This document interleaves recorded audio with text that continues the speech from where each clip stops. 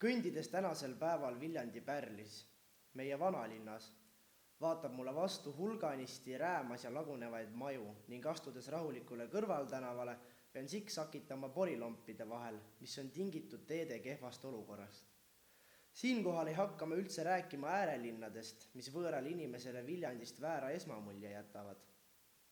Viljandi järvest ja selle paadimehest lauldakse küll laulu, kuid järves eneses enam väga ujuda ei taheta. Küsimus, mis mu peas tiirleb, on see, kas nii peab olema või on võimalik üheskoos suure potentsiaaliga Viljandit paremaks elupaigaks muuta. Minu vaimusilmas oleks Viljandi õdus väike ülikoolilinnak, kus ei tule puudust hubastest kohvikutest, soojadest kodudest ja loovatest ning rõõmsatest elanikest.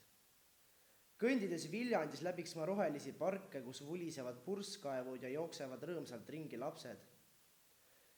Teekonnal saaksin imetleda teid ääristavaid kauneid maju, mis igaüks oleks omaette arhitektuuri ime. Ma astuksin sisse kohvikusse ning jooksin suurepärast kohvi ja sööksin kooki, mis oleks valmistatud kohalike talumeeste toodangust. Viljandi oleks omaette toimiv ühiskond, kus ei tuleks kasutada liigselt palju välismaist toodangut, vaid nii palju, kui on võimalik, oma Eestimaa toodangut või veel parem, Viljandimaa oma. Kui ma sõidaks Viljandi linnast välja, ei ümbritseks mind mahajäetus ja tühjus, vaid toimivad talud ja lihtsad peremajad, kaunites looduspaikades oleks rohkem matkaradu kui tänapäeval. Viljandi linn kasutaks võimalikult palju rohelist energiat, mida genereeriksid turbiinid. Rattateid oleks palju rohkem, see võimaldaks liigeta jalgrattaga ja jala. Selle asemel, et igaüks oma isikliku autoga siia-sinna liikleks. Tulevik võimaldaks rohkem kasutada ka elektriautosid ja isegi elektrijõul töötavat ühistransporti. Viljandis toimuks rohkem kultuuriüritusi nii noortele kui vanuritele. Veel tähtsamale kohale linnaelus tõuseks pärimusmuusika ait ning muusikakontserte korraldaksid linna omad suurepärased muusikud.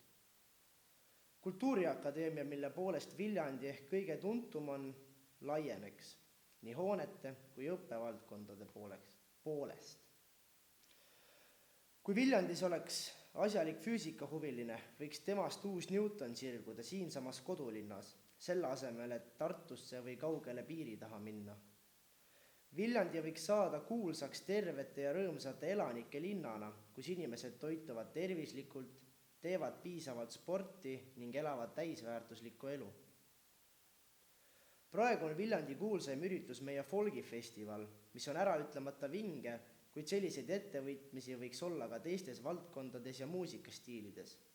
Näiteks Viljandi jazzmuusikafestival, kus esineksid maailmakuulsad artistid.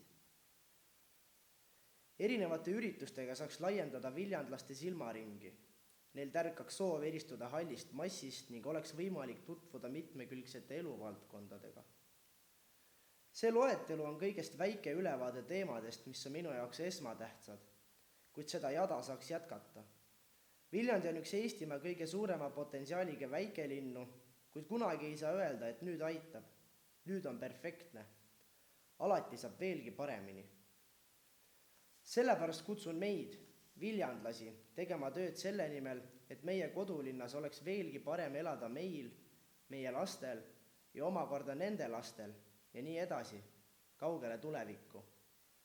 Elagu Viljandi! Mano Meelis Onni, Viljandi kesklinna kool 9B.